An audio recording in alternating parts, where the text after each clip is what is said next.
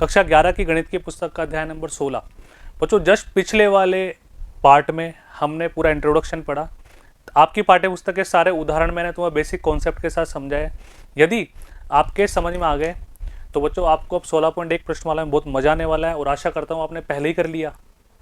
और यदि आपको समझ में कम आया तो आपको वीडियो दोबारा देखना चाहिए बच्चों, क्योंकि प्रायिकता पूरी पहले वीडियो पर ही टिकी हुई है और बहुत आसान था। हमने प्रतिदर्श समष्टि के बारे में सीखा, सिक्के को उछाला, गेंदों को उछाला, गेंदों को बेग से निकाला, पासे को उछाला, उन सभी के संभावित परिणाम निकालकर उनको समुच्चय के रूप में प्रदर्शित किया और उस समुच्चय के रूप में परिणामों को प्रदर्शित करना ही प्रतिदर्श समष्टि कहलाता है। इसके बारे में पढ़ लिया बच्चों। अब उसी पर आधारित हम आपकी प्रश्नमाला के प्रश्न करते हैं। 16.1 का पहला प्रश्न क्या कर रहा है? अच्छा, 1 से लेकर 7 तक निर्दिष्ट परीक्षण का जो परीक्षण में दिए हुए हैं प्रतिदर्श समष्टि याद करनी है। प्रतिदर्श समष्टि सभी को पता है, संभावित परिणाम निकालेंगे, समुच्चय के रूप में व्यक्त कर देंगे। मैं तुम्हें न्यूमेरिकली स्टेप्स समझाता हूँ, थ्योरी तुम्हें टाइप 2 सॉल्यूशन में से देख कर लिखनी नहीं है, देख कर ये समझना है कि इस तरह से हमें हमारी भावनाओं को प्रदर्शन करना है। एक सिक्के को 3 बार उछाला जाता है, तो बच्चों ये तो मैंने तुम्हें इंट्रोडक्शन में समझा दिया था। 3 बार उछालने से मतलब 3 बार उछाला तो हम जानते हैं 2 की पावर 3 टोटल परिणाम हमारे पास 8 बन जाएंगे। ये तरीका मैंने तुम्हें बताया था। यदि n सिक्के हैं तो कुल परिणाम उनको उछालने पर 2 की पावर n बनते हैं, है ना। तो यहाँ पे ये तरीका मैंने बताया था, H T H T H T H T 8 बार लिखेंगे ऐसे ऑल्टरनेट। दूसरी में 2 बार H 2 बार T 2 बार H 2 बार T। तीसरा 4 बार H और 4 बार T। अब बच्चों इनको एक समुच्चय के रूप में प्रदर्शित कर दो, वही हमारा प्रतिदर्श समष्टि होगा। तो ध्यान से देखो, पहला क्या बना हमारे पास H H H, दूसरा क्या बना H H T, तीसरा क्या बना बच्चों H T H, चौथे पे आ जाओ H T T, पांचवे पे आ जाओ, ये ना पांचवा T H H, छठे पे आ जाओ बच्चों, ये 6 T H T। और आगे बढ़ते हैं, ध्यान से देखते हुए चलना, बहुत आसान है, ठीक है। नेक्स्ट 7वां T T H और 8वां T T T, ये लीजिए बन गया प्रतिदर्श समष्टि का आंसर आ गया। लैंग्वेज आप लिख ही लेंगे बच्चों, कोई दिक्कत वाली बात नहीं है, पक्का डन। चलो अब ध्यान से देखो, इसके टाइप 2 सॉल्यूशन में पूरी थ्योरी तो वही। अब यहाँ पर है ना बच्चों, एक केसेस इसने भी 8 ही बनाया है, लेकिन ये एक सिस्टमेटिक तरीके से लिखा हुआ नहीं है। लिखा हुआ तो सिस्टमेटिक है, कहने का मतलब जिस तरह से मैंने तुम्हें समझाया है ना, वो तरीका ऐसा है तुम कभी भी एग्जाम में गलती करके नहीं आओगे। एक रैंडम लिखा हुआ है, सब कुछ यादृच्छिक लिखा हुआ है तो ये भी रैंडम ही, पर इसमें मैंने एक सिस्टम तुम्हें बता दिया ताकि तुम्हारे से कभी क्वेश्चन गलत नहीं होगा। तो तुम इस तरह से समुच्चय बना लेना ना। ये समुच्चय जो बनाया हुआ है बच्चों, ये भी गलत नहीं है। वही देखो, तीनों पे H, 2 पे H T H T H, पहले पे T 2 पे H, पहले पे 2 T फिर H H T T T H T, है ना, वो T T T, वही 8 बन रहा है ना। बट एक सिस्टमेटिक तरीके से जो मैंने समझाया ना, तुम इस तरह से तुम याद कर लेना। आगे बढ़ते हैं। पासे को 2 बार फेंका जाता है, तो ये तो पहले कर लिया। हमें पता है n पासे हैं तो कुल परिणाम 6 की पावर n होता है ना। तो 2 पासों को फेंकते हैं, एक पासा 2 बार फेंको या 2 पासों को 1 बार फेंको, बात तो एक ही है। यानी कि 36 केस बनेंगे बच्चों टोटल, है ना। 6 गुणा 6 बच्चों कितने बनेंगे 36। कौन कौन से बनेंगे ये मैंने पहले तुम्हें बताया था, 1 2 3 4 5 6। इसी को दोबारा फेंक रहे हैं, 3 4 5 6। तो पहली बार में 1 1 1 2 1 3 1 4 1 5 1 6, फिर 2 1 2 2 2 3 2 4 2 5 2 6, ऐसे 3 1 3 2 3 3 3 4 3 5 3 6, फिर ऐसे 4 की बारी 5 की बारी 6 की बारी, इस तरह से आप लिख देना। टोटल 36 केस बनेंगे हमारे पास। देखो 1 से 6 बने, 2 से भी 6 बने, 3 से भी 6 बने, 4 से भी 6 बने, 5 से भी 6 बने और 6 से भी 6 बने। अब इसको तुम प्रतिदर्श समष्टि को इस प्रकार भी लिख सकते हो, एक क्रमित युग्म x y, जहाँ पर x किससे बिलोंग करेगा और y किससे बिलोंग करेगा, दोनों 1 2 3 4 5 6 से बिलोंग करेंगे। ये तो हमने समुच्चय में पढ़ लिया था बच्चों पहले चैप्टर में। डन। इस तरह से भी आप टोटल लिख सकते हैं। बढ़े थोड़ा सा आगे, 36 केस हो गए। नेक्स्ट, एक सिक्का 4 बार उछाला जाता है, पहले बता दिया। अगर 4 बार उछाला जा रहा है तो टोटल केस बच्चों कितने बनेंगे 16। तरीका आप देखो, ये तरीके तो काम आते हैं। H T H T H T H T H T H T H T H T, गिन लेते हैं। 2 और 2 4, 2 6, 2 8, 2 10, 2 12, 2 14, 2 16। अब क्या बताया था मैंने? 2 बार एच 2 बार टी, 2 बार एच 2 बार टी, 2 बार एच 2 बार टी, 2 बार एच और 2 बार टी। तीसरे में बच्चों क्या बताया था? 4 बार एच 4 बार टी, 4 बार एच और 4 बार टी। नेक्स्ट 8 बार एच, 3 4 5 6 7 8 और बच्चों 8 बार टी, 1 2 3 4 5 6 7 और 8, ये 16 बन गए हमारे पास। अगर 5 हो तो पहली में 32 बार H T H T H T, 2 बार एच 2 बार टी 32 बार, 4 बार एच 4 बार टी, 8 बार एच 8 बार टी, 16 बार एच 16 बार टी, पर 4 सिक्कों का मैक्सिमम है। ठीक है, यहां पे तुम्हारे पास आना। अब बच्चों इनको आराम से तुम एक समुच्चय की फॉर्म में लिख दोगे, कोई दिक्कत वाली बात नहीं है। आ जाओ, कोई जरूरी नहीं तुम्हारा इससे मैच हो, बस गिन लेना 16, इसको तुम आराम से समुच्चय से कर लेना, जैसे मैंने तुम्हें 3 सिक्के वालों में समझाया था अभी, बस वही कहानी इसमें। आगे बढ़ो। नेक्स्ट, एक सिक्का उछाला गया और एक पासा फेंका गया। अब एक सिक्का उछालते हैं तो एक सिक्का उछालने पर संभावित परिणाम या तो एच आएगा या टी आएगा, और एक पासा फेंकने पर बच्चों क्या आएगा? 1 2 3 4 5 6। तो बच्चों क्या क्या हो सकता है, ध्यान से देखो, डायरेक्ट समुच्चय बना रहा हूँ। संभावित परिणाम एच के साथ 1 आ जाए, एच के साथ 2 आ जाए, एच के साथ 3 आ जाए, एच के साथ 4 आ जाए, एच के साथ 5 आ जाए, एच के साथ 6 आ जाए। ये केस हो सकते हैं सिक्का उछालने पर और पासा फेंका गया। मान लो एच की जगह टी आ जाए तो T1 T2 T3 T4 T5 T6, ये लीजिए बन गए प्रतिदर समष्टि। अभी सारी बातें आप रिप्रेजेंट, ये डायरेक्ट नहीं कर सकते, तुम लिखना पड़ेगा तुम्हें, जो कि हमें पता है सिक्का उछालने पर चित्त ब्रैकेट में एच या टेल पट आ सकता है। पासा फेंकने पर संभावित परिणाम 1 2 3 4 5 6, अतः सिक्का उछालने पर एच के साथ पासे आ जाएं, फिर टेल के साथ फिर पासे आ जाएं, इस तरह से बच्चों देखो। क्लियर है? लिख लोगे आराम से अपनी भाषा में, जो भी तुम्हें समझ में आया ना उसको अपनी भाषा में लिखो। एग्जामिनर की हिम्मत नहीं है आपके नंबर काटेगा, है ना।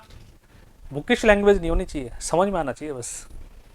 एक सिक्का उछाला गया और केवल उस दशा में एक सिक्का उछाला हमने, ठीक है, उस दशा में जब सिक्के पर चित्त प्रकट होता है और एक पासा फेंका जाता है, यानी कि जब उस पर हेड आ रहा है ना तब एक पासा फेंका जाता है। अब उसने नहीं बोला केवल हेड ही आएगा, सिक्का उछालने पर तो टेल भी आ सकता है। ठीक है, तो पहले उसने क्या बोला, हमने माना कि हेड आ गया, तो हेड आने पर पासा फेंका जाता है, तो पासा फेंकने पर 1 भी आ सकता है, 2 भी आ सकता है, 3 भी आ सकता है, 4 भी, 5 भी और 6 भी। और अगर टेल आ जाए तो कुछ भी नहीं करना, बस देख लो H1 H2 H3 H4 H5 H6 और T हमारे पास आ गया। बात समझ में आ रही है सभी के?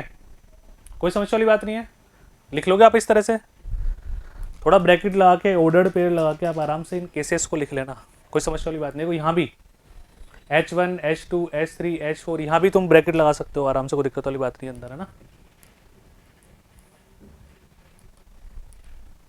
तो कोई समस्या वाली बात नहीं है क्या बच्चों? बहुत आसान है, बढ़े थोड़ा सा आगे। नेक्स्ट, अब यहाँ पे देखो, इस घटना को हम प्रदर्शित कर सकते हैं, यह भी माना कि सिक्का फेंकने पर पट प्रकट होता है तो पासा नहीं फेंका जाता। अरे अब हम तो ये मान रहे हैं, मेरी बात सुनो बच्चों, लिखने की आवश्यकता नहीं है। जब सिक्के पर चित्त प्रकट होता है तो पासा फेंका जाता है, और जब पट प्रकट होता है तो हमें नहीं पता क्या होता है, तो हमने टी का टी रहने दिया, आगे हमने कुछ किया ही नहीं, है ना। ठीक है, आगे बढ़ो। एक्स कमरे में 2 लड़के, मतलब बहुत छोटी एक्सरसाइज है, इतना कुछ है ही नहीं इसमें। एक्स कमरे में 2 लड़के 2 लड़कियां हैं, ठीक है साहब। एक कमरा है एक्स जिसमें 2 लड़के 2 लड़कियां हैं। वाई कमरे में 1 लड़का और 3 लड़कियां हैं। तो पहले इनका नामांकन कर देते हैं, आ जाओ। जो एक्स कमरे में 2 लड़के हैं ना वो B1, ठीक है, बॉयज और B2 है। जो 2 लड़कियां हैं वो G1 और G2 है, ठीक है। अब वाई कमरा है ना, वाई, इसको अलग कलर में लेता हूँ। वाई कमरे में जो लड़का है वो B3 ले लेते हैं, और 3 लड़कियां हैं तो G3 G4 और G5 है। ये आप लिख ही लोगे, वाई कमरे में ये है, एक्स कमरे में ये है। तो प्रतिदर समष्टि याद करनी है, पहले एक कमरा चुना जाता है फिर एक बच्चा चुना जाता है। तो ध्यान से देखो बच्चों, माना कि पहले एक कमरा चुना गया x, मैं परिणाम लिख रहा हूँ, समझो तुम बना लेना। तो अब एक कमरा चुना जाता है, फिर बच्चा चुना जाता है, तो x कमरे के साथ माना कि b1 चुना गया, फिर b2 चुना गया, फिर g1 और फिर g2। अगर हमने कमरा चुना, x कमरा चुनेंगे तो x कमरे के लड़के और लड़कियों में से कोई भी आ सकता है।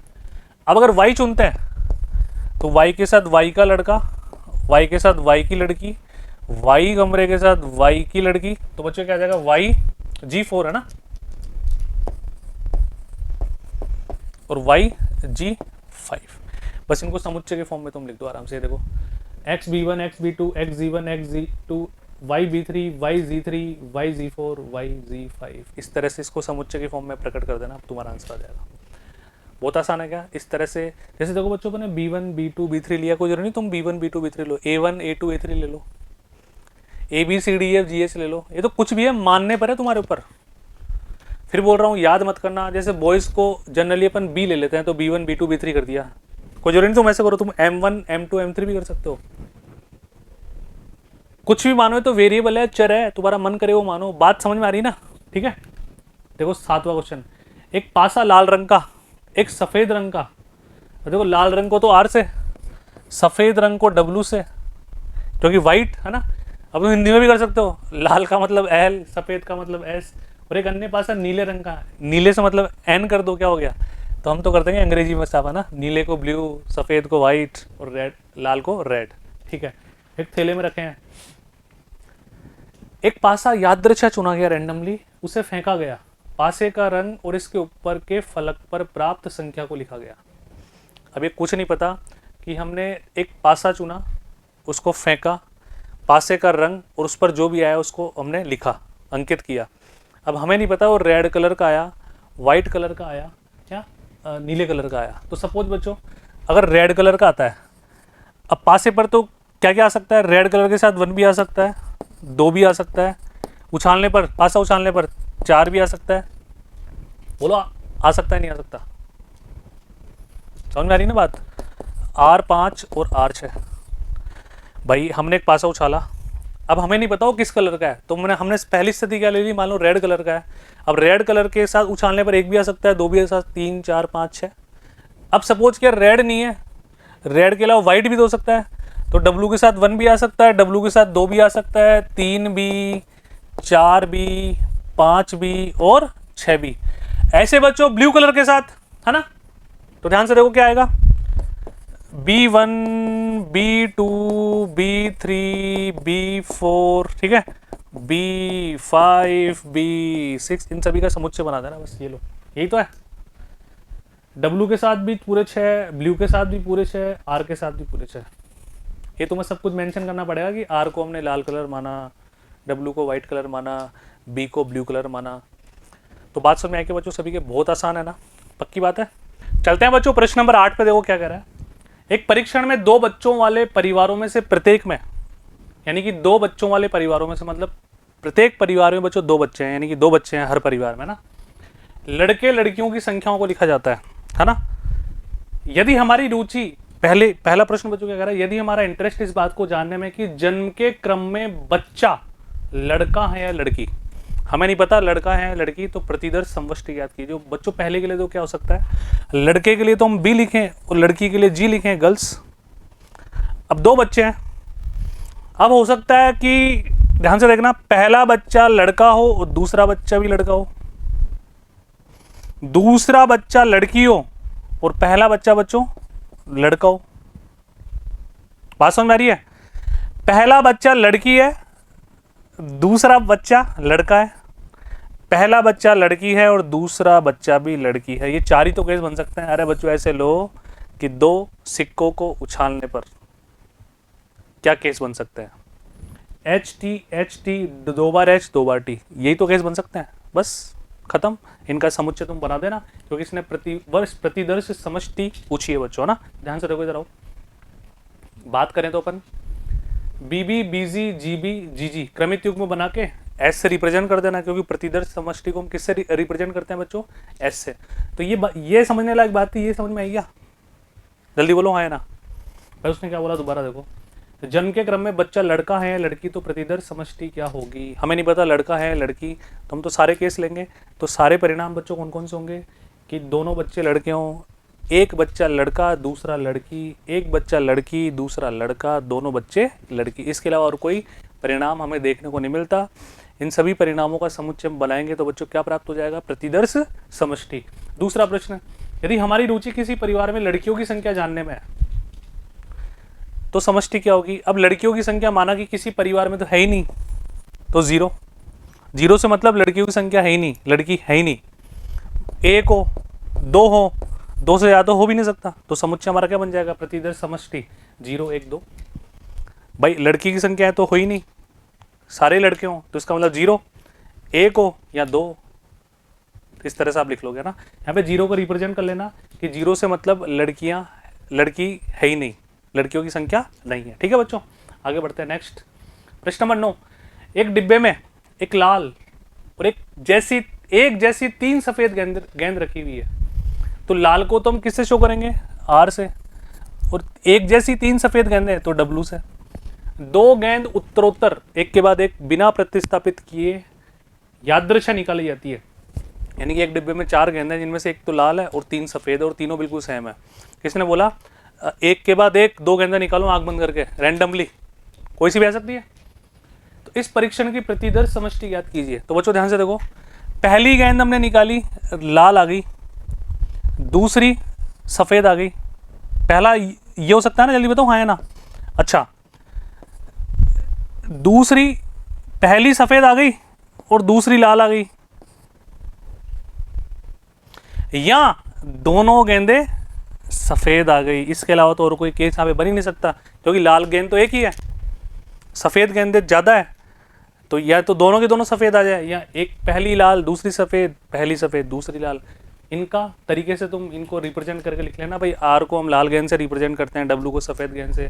पहली लाल दूसरी सफेद, पहली सफेद दूसरी लाल, दोनों सफेद। बहुत आसान है, मतलब दिमाग खुला होना चाहिए बस इसमें तो ना, सारी बातें समझ में आनी चाहिए। रियल लाइफ में लेकर इसको देखना पड़ता है बच्चों, वास्तविक जीवन में, कि वास्तविक जीवन में ऐसा हमें करने को दे दिया जाए तो क्या क्या बातें हो सकती है, बस एज्यूम करना पड़ता है, इमेजिनेशन बढ़ानी पड़ती है। 10वां प्रश्न, एक परीक्षण में एक सिक्के को उछाला जाता है। सिक्के के बारे में जानते हो सभी? यदि उस पर चित्त प्रकट होता है, चित्त बोले तो बच्चों H, तो उसे पुनः उछाला जाता है। उसने बोला यदि माना कि हमने एक सिक्का उछाला, उस पर H आ जाता है तो उसको वापस उछालना पड़ेगा। यदि पहली बार उछालने पर पट प्राप्त होता है, यदि पहली बार उछालने पर बच्चों क्या प्राप्त होता है? पट, यानी कि T, तो एक पासा फेंका जाता है। प्रतिदर्श समष्टि ज्ञात कीजिए। तो बच्चों ध्यान से देखो, पहली बात है ना, बात को समझना। इसने सबसे पहले क्या बोला? जो मैं तुम्हें समझा रहा हूँ ना वो तुम्हें एग्जामिनर को समझाना पड़ेगा, लेकिन यहाँ तो मैं तुम्हें बोल के समझा रहा हूँ, तुम सुन के समझ पा रहे हो। एग्जामिनर को ना तो आप बोल पाओगे ना वो सुन पाएगा, कि वो लिखा हुआ देखेगा, है ना। तो ध्यान से देखो, चित्त प्रकट होता है तो पुनः उछाला जाता है। तो हमने उछाला और चित्त आ गया, तो उसको पुनः उछालो। उसको पुनः उछालने पर या तो वापस चित्त आ जाएगा, या हेड आने पर टेल आ जाएगा। ये 2 केस बन सकते हैं चित्त आने पर। भाई उसने बोला चित्त आने पर आपको दोबारा उछालना पड़ेगा उस सिक्के को, ये तो बोला 3 बार तो नहीं बोला ना, दोबारा उछालना पड़ेगा बस। तो हमने एक बार उछाला तो H आ गया, यानी कि चित्त आ गया। फिर दोबारा हमने उछाला, हमने देखा वापस H आ गया। आ सकता है भाई दोबारा उछालने पर या तो H आ सकता है या T आ सकता है, दोनों केस हमने ले लिए। अब आगे बढ़ो। पहली बार उछालने पर पट प्राप्त होता है तो एक पासा फेंका जाता है। अब पहली बार उछाला तो T प्राप्त हो गया। अब पासे के तो 6 केस हो सकते हैं, एक भी आ सकता है, 2 भी, 3 भी। तो हम क्या लेंगे? T1, T2, T3, T4, T5 और T6, ये सारे हमारे पास परिणाम प्राप्त हो गए। इनका समुच्चय तुम बना लो, करली ब्रैकेट लगा के, बस खत्म क्वेश्चन। देखो इधर HH HT T1 T2 3T T4 T5 T6, इस तरह से हमें लिखना पड़ेगा। जो जो बातें हमने की, जो जो बातें हमने सोची, सारी बातें आपको रिप्रेजेंट करनी पड़ेगी एग्जाम में। बहुत आसान है ना, बढ़े थोड़ा आगे। नेक्स्ट, मान लीजिए कि बल्बों के एक ढेर में से खूब सारे बल्ब हैं, 3 बल्ब यादृच्छा निकाला जाता है। रैंडमली हमने 3 लट्टू निकाल लिए, बल्ब है ना। प्रत्येक बल्ब को जांचा जाता है, उसे खराब, बच्चों खराब, डिफेक्टेड पीस D, N मतलब नॉर्मल, ठीक है, को वर्गीकृत करते हैं। इस परीक्षण का प्रतिदर्श समष्टि ज्ञात कीजिए। तो बच्चों इतनी सी बातें बोलना चाह रहा है, 3 सिक्कों को उछालने पर प्रतिदर्श समष्टि क्या होती है, बस वही क्वेश्चन है। आप अगर ढंग से इसकी लैंग्वेज पढ़ पाए तो देखो, एक सिक्के को उछालने पर दो बातें आती है, तो हेड या टेल, या तो डी या एन। कितने बल्ब है? 3 बल्ब है। तो वही जो मैंने तुम्हें कॉइन में, सिक्कों में सिखाया था, यदि एन कॉइन है तो टोटल केस, टोटल परिणाम कितने निकालते हैं बच्चों अपन? 2 की पावर एन, यानी कि यहाँ पे 8 केस बनेंगे बच्चों टोटल। वहाँ पे एच टी कर देते हैं, यहाँ पे डी एन करेंगे। देखो 3 बल्ब है, तो उसी तरह से D N D N D N D और एन, 2 बार डी 2 बार एन, 2 बार डी 2 बार एन। समझ में आ गई ये बात? अगर आप रेगुलर वीडियो देख रहे हैं बिल्कुल सीक्वेंस से तो समझ में आएगा। यानी कि तीनों डिफेक्ट हैं, पहला डिफेक्ट, दूसरा डिफेक्ट, तीसरा नॉर्मल। पहला खराब, दूसरा सही, तीसरा खराब। पहला खराब, बाकी दोनों सही। पहला सही, बाकी दोनों खराब। पहला खराब, दूसरा सही, तीसरा सही। पहले दोनों सही, तीसरा खराब। पहले दोनों, पहले तीनों सही, खत्म। ये केस बन सकते हैं। इनका तुम क्या बना दोगे बच्चों? समुच्चय। अभी समुच्चय में इस तरह से जो लिखा हुआ है कोई जरूरी नहीं तुम इस तरह से लिखो, तुम तो इसको, इन सबको कर्ली ब्रैकेट में कोमा लगा लिख देना। मैंने पहले भी तुम्हें समझा रखा है ऐसा ना। ये सिस्टमेटिक तरीके से होता है, पहली में ऑल्टरनेट, दूसरी में 2 बार, तीसरे में 4 बार, इस तरह से हम चलते हैं। आगे बढ़ो बच्चों, नेक्स्ट। एक सिक्का उछाला जाता है बच्चों, लैंग्वेज केवल तुम्हें सही बताने के लिए है, इस तरह से तुम्हें लैंग्वेज लिखनी है ना। एक सिक्का उछाला जाता है, यदि परिणाम चित्त हो, है ना, यदि परिणाम चित्त हो तो एक पासा फेंका जाता है। ध्यान से देखना, परिणाम अगर चित्त है तो एक पासा फेंका जाता है।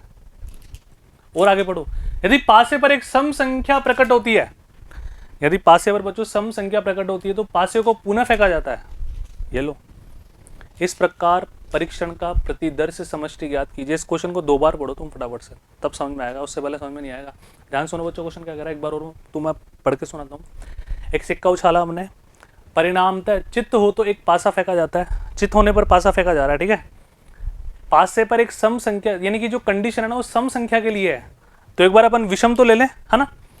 तो एक पासा हमने उछाला, सॉरी एक सिक्का हमने उछाला बच्चों, एच आ गया। एक सिक्का उछाला जाता है, परिणाम अगर चित्त हो तो एक पासा फेंका जाता है, एक पासा फेंका जाता है ना। तो ध्यान से, तो एक काम करेंगे, इसमें टेल के बारे में तो कुछ बोल नहीं रहा, पट के बारे में।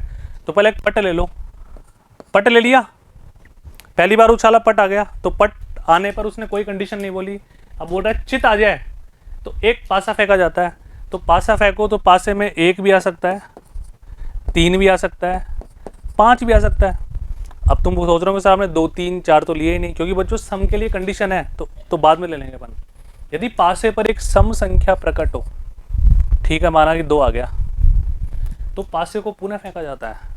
अब पासे को जब पुनः फेंकेंगे तो बच्चों 6 के 6 एलिमेंट्स, 6 के 6 दोबारा आ सकते हैं, 1, 2, 3, 4, 5, 6। तो हम क्या लेंगे, H2 1, H2 2, H2 3, H2 4, H2 5, H2 6। बोलो हाँ है ना भाई, सम संख्या आते ही दोबारा फेंक रहे हैं। अब दोबारा फेंकने पर तो 1 भी आ सकता है, 2 भी, 3 भी, 4 भी, 5 भी, 6 भी, ठीक है। 3 का तो ले लिया।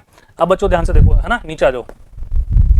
अब 4 ले लिया तो फिर पासे को दोबारा फेंकेंगे, 1, 2,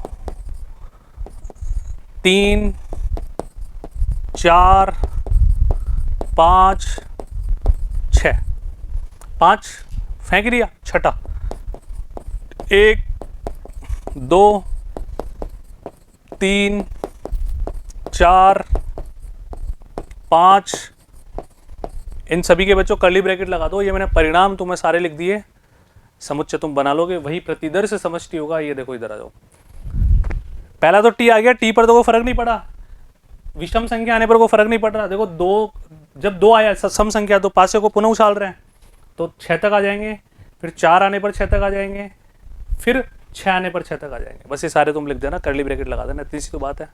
लैंग्वेज आप समझ ही जाओगे, मैंने सब कुछ समझा दिया तुम्हारे को, है ना। अच्छे बच्चे हो तुम, आगे बढ़ो। कागज की 4 पर्चियों पर संख्याएं 1, 2, 3, 4 अलग अलग लिखी हुई है। 4 पर्चियां हैं जिन पे 1, 2, 3, 4 नामांकन है, ठीक है। इन पर्चियों को एक डिब्बे में रखकर भली भांति मिला दिया गया, यानी कि चारों को मिक्स कर दिया, एक डिब्बे में हमने मिला दिया। एक व्यक्ति डिब्बे में से 2 पर्चियां एक के बाद एक दूसरी बिना प्रतिस्थापित किए निकालता है। रैंडम 2 निकाल रहे हैं एक के बाद एक। तो ध्यान से देखो, पहली पर्ची निकाली तो दूसरी 2 हो सकती है, ठीक है, बोलो हाँ है ना। और देखो पहली पर्ची निकाली, दूसरी 3 हो सकती है, पहली पर्ची निकाली, दूसरी 4 हो सकती है, पहली पर्ची 2 है तो दूसरी 1 हो सकती है, फिर 2 हो सकती है, फिर अच्छा 2 तो होगी ना, दोबारा 2 कैसे होगी, है ना, 3 हो सकती है और 4 हो सकती है, 3 1 3 2, ठीक है, 3 4, फिर बच्चों कौन सा, 4 1 4 2 4 3, बस ये केसेस हमारे पास टोटल आ सकते हैं। बोलो हाँ है ना भाई, एक के बाद एक 2 हम निकाल रहे हैं, तो हमने एक पर्ची निकाली, वो पहले नंबर की आ गई, माना कि दूसरी आ सकती है, तीसरी आ सकती है, चौथी आ सकती है। पहली जो तुम निकाल रहे हो वो दूसरी है, तो उसके साथ पहली, तीसरी और चौथी आ सकती है। पहली पर्ची 3 नंबर की है तो उसके साथ पहला, दूसरा, चौथा आ सकता है। पहली जो पर्ची तुम निकाल रहे हो 4 नंबर की है तो उसके साथ पहला, दूसरा और तीसरा आ सकता है। इस तरह से कर्ली ब्रैकेट लगा के तुम प्रतिदर्श समष्टि निकाल ही लोगे। मैं तुम्हें परिणाम बता रहा हूँ कुल, है ना। तो देखो ऐसे हो रहेगा, 1 के साथ 2 3 4, 2 के साथ 1 3 4, 3 के साथ 1 2 4 और 4 के साथ 1 2 3। ये लैंग्वेज मैंने तुम्हें समझाई दी, बहुत आसान बात है। ठीक है, आगे बढ़े। नेक्स्ट, एक परीक्षण में एक पासा फेंका जाता है, फेंक दो साहब पासा। यदि पासे पर प्राप्त संख्या सम है तो एक सिक्का एक बार उछाला जाता है। यदि पासे पर प्राप्त संख्या विषम है तो सिक्के को 2 बार उछालते हैं। प्रतिदर्श समष्टि ज्ञात कीजिए। तो बच्चों सबसे पहला जो अपने स्टार्ट करते हैं विषम से, ठीक है, या सम से कर लें क्या, सम में कम डेटा आएगा ना। एक पासा फेंका जाता है, यदि पासे पर प्राप्त संख्या सम है, सम ले ली मैंने, ठीक है, तो एक सिक्का एक बार उछाला जाता है। तो सिक्के को एक बार उछालने पर H भी आ सकता है और T भी आ सकता है। यस, कोई दिक्कत वाली बात नहीं। अच्छा, पासे पर प्राप्त संख्या विषम है। अच्छा, और सम संख्या कौन कौन सी, 4, तो 4 के साथ H, 4 के साथ T, फिर कौन सी है 6 के साथ H और 6 के साथ T। तो सम संख्याओं के परिणाम तो हमने निकाल लिए, ये वाले हो सकते हैं ना। आगे देखो बच्चों क्या कह रहा है, यदि पासे पर प्राप्त संख्या विषम है, विषम से तात्पर्य बच्चों क्या होगा, जैसे 1 है, 1 आ गई, तो बच्चों क्या कह रहा है, सिक्के को 2 बार उछालते हैं। अब एक सिक्के को 2 बार उछालने पर परिणाम तुम्हारे को पता है, HT 2 बार H 2 बार T, है ना। यानी कि एक विषम संख्या आ गई तो 2 बार उछालो, H T, याद आ रहा है क्या, एक के साथ T, दूसरे के साथ H और दोनों के साथ T। 2 सिक्कों को उछालने पर 2 की पावर 2, 4 परिणाम होंगे, चारों परिणाम। अब 3 भी विषम है तो 3 H, ठीक है। वापिस ये सारी बातें 3 के साथ और 5 के साथ लगा दो, बस तुम्हारा आंसर आ गया। 3 H T, 3 T H, 3 T T। अब किसकी बारी बच्चों, 5 की बारी, ठीक है, आ जाओ। 5 H H, 5 H T, 5 T H और 5 T T। इन सभी के कर्ली ब्रैकेट लगा के इनको सिस्टमेटिक तरीके से लिख लेना।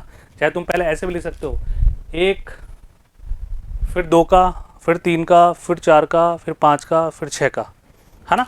आ जाओ ध्यान से, बिल्कुल वैसे लिखा हुआ है जैसे मैंने अभी तुम्हें लास्ट में बोला। देखो, 1 के साथ H H, H T, T H, T T, फिर 2 का, फिर 3 का, फिर 4 का, फिर 5 का और फिर 6 का। विषम के साथ तो 2 बार उछाल रहे हैं, 2 बार उछालोगे तो 4 केसेस बनेंगे, 1 बार उछालोगे तो 2 केसेस बनेंगे। बहुत आसान है। आगे बढ़ते हैं बच्चों। 15वां प्रश्न क्या कह रहा है, एक सिक्का उछाला गया, यदि उस पर पट प्रकट होता है। एक सिक्का उछाल रहा है ना, उस पर पट प्रकट होता है एक डिब्बे में से, जिसमें से 2 लाल 3 काली गेंदें हैं। यानी कि ये R1 R2, काली मतलब बच्चों ब्लैक, तो B1 B2 B3। एक गेंद निकालते हैं। क्या बोल रहा है, यदि पट प्रकट होता है ना तो उसमें से एक गेंद निकालते हैं, इन सब में से, वो कोई सी भी हो सकती है। तो एक बार यहां तक का करें, पर यदि सिक्के पर चित्त प्रकट होता है तो एक पासा फेंका जाता है। ये लो, पहले चित्त प्रकट करवा लेते हैं बच्चों। माना कि चित्त प्रकट हो गया तो पासा फेंका जाएगा। तो पासे में तो 1 भी आ सकता है, 2 भी आ सकता है, 3 4 5 और 6। अब हम क्या ला रहे हैं बच्चों, टी। यदि मान लो बच्चों टी आ जाता है पट, तो क्या बोल रहा है, ये कोई भी एक गेंद निकाली जाएगी। R1 ले ली बच्चों अपन ने, या R2 ले ली अपन ने, या B1 ले ली, या B2 ले ली, या B3 ले ली। ये तो बोलना चाह रहा है, बस इतनी सी बात बोल रहा है, खत्म। इन सबके कर्ली ब्रैकेट लगा के प्रतिदर्श समष्टि निकाल लेना, ये तो बोल रहा है। TR1 TR2 TB1 TB2 TB3 H1 H2 H3 H4 H5 H6। ठीक है, आगे बढ़ो। इनको तुम यहाँ बड़ा बड़ा भी लिख सकते हो, छोटा छोटा लिखने की आवश्यकता नहीं है, क्योंकि पासे का अंक तो बिल्कुल इसके बराबर का आएगा ना, 1 2 3 4 5। तो बच्चों इसको ऐसे लिख लेना, ये ज़्यादा सही रहेगा। जिस तरह से मैंने लिखा ना H1 H2 H3 H4 H5 H6, वो तुम्हें मेंशन करना पड़ेगा वहाँ पर। 1 2 3 4 पासे को उछालने पर कुल परिणाम प्राप्त होते हैं।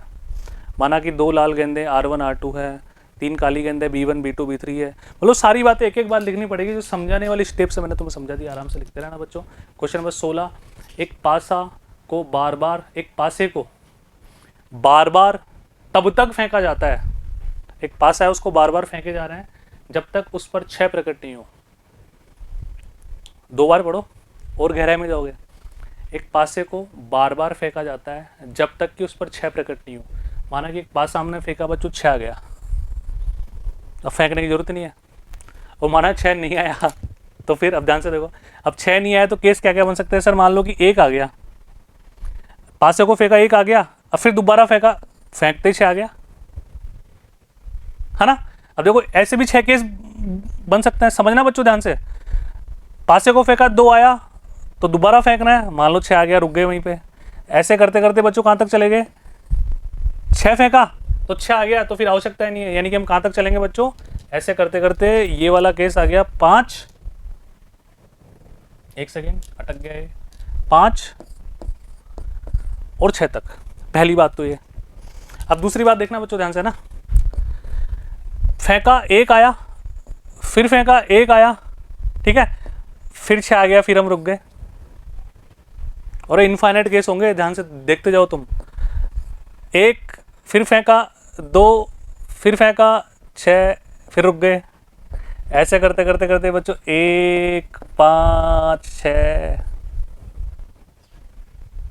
ठीक है।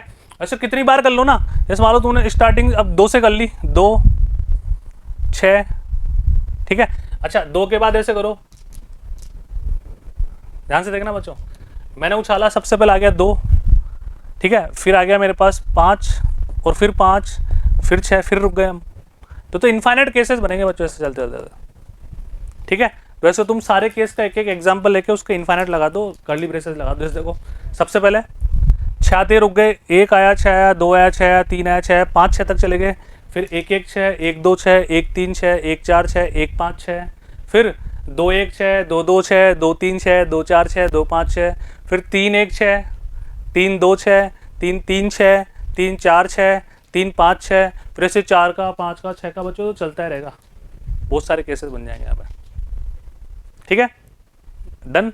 इनफाइनाइट केस तो नहीं बनेंगे, लेकिन बहुत सारे केस बन जाएंगे बच्चों। बात समझ में आ रही सभी के, क्लियर। तो बच्चों इसी के साथ हमारी प्रश्नमाला समाप्त होती है 16.1। तो मुबारक हो बच्चों, मिलते हैं अगली प्रश्नमाला में अगले कॉन्सेप्ट के साथ। मैं तुम्हें घटनाओं के बारे में पढ़ाऊंगा, अपवर्जी घटनाएं, म्यूचुअली एक्सक्लूसिव इवेंट, इन सभी के बारे में अपन डिटेल अध्ययन करेंगे। फिर आपकी प्रश्नमाला 16.2 करेंगे। धन्यवाद।